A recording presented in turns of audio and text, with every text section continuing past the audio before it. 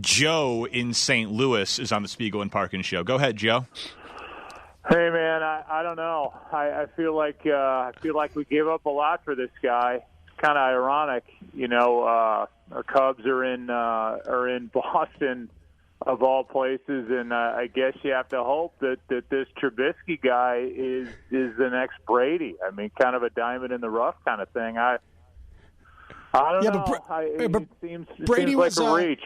Brady was a sixth rounder, though. This is the second pick overall. It's the best quarterback in the draft, supposedly. Yeah, Joe. but I get all that. But I mean, it's just, I don't know. Nobody saw it coming, and I get Brady was their second pick in the sixth round for New England back in the day. But really? I don't know. Good context by you, Joe, in St. Louis. Yeah, that's good. Yeah.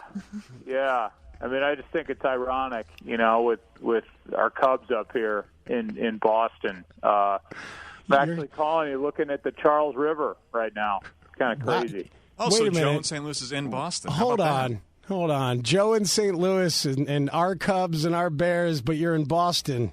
I'm not buying it, Parkins. I don't know, man. I don't know. This guy's got takes though. You don't think Trubisky can be the next Brady? Like what do you see when you watch him on tape, Joe in St. Louis? Well, I mean, the tape that I've watched, that I've broken down, I've watched every throw he's made since junior high school, and I see a guy that's got a good deep ball. I see a guy that can move. He's athletic. He can make all the throws. He bends well. His hips move well. He's got the leadership abilities from the research I've done with his teammates. I don't know. I'm just hopeful. I know they gave up a lot, but I'm just hopeful for our guys. It's time we turn this thing around. Would Troy Aikman be a fair comp maybe for what Trubisky can become? Well, I mean, you're talking about the number one overall pick back in '89, and he was terrible. I mean, he was as bad as a player, as a rookie, as he is as a broadcaster now. But he is pretty bad. I mean, one pick away, might as well have been the number one overall pick. What's the difference? You don't like Aikman as a broadcaster? Personally, I think he carries the other guy. No, I don't know. He's always every time those guys get a Bears game, they're always rooting against Chicago. They love Green Bay and blah blah blah. Aaron Rodgers, it gets old. That's a good point. It's a good point. I think those guys, it's a hard job sometimes because they come off like they hate everybody. All you do, Matt, is make excuses for these guys. I know you're friends with the play-by-play guy. I can't even say his name. Nah. It makes me so sick. I was throwing stuff at the TV all October last year because he was obviously rooting against my Cubs. It made me crazy.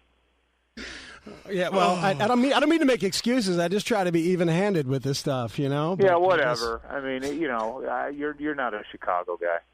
Oh, all right. Thank you, Joe. We appreciate the call. Feel free to call anytime. Yeah, okay. I'll hang up and listen. Yeah, first time, long time. There's Joe in St. Louis who's in Boston who's scouted the tape. You think I make apologies for these jamokes out there, Parkins? What the hell, man? I don't know. It was just a side swipe by Joe in St. Louis and Boston. Who knows about Troy Aikman and that Tom Brady was the second pick in the sixth round.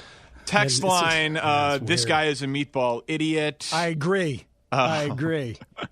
This guy's doing a hell of a Joe Buck impression. It was good. That was a good one, I suppose, but whatever. Is this Mike North? Are you Mike North? Oh, God. Get this schmuck off the phone.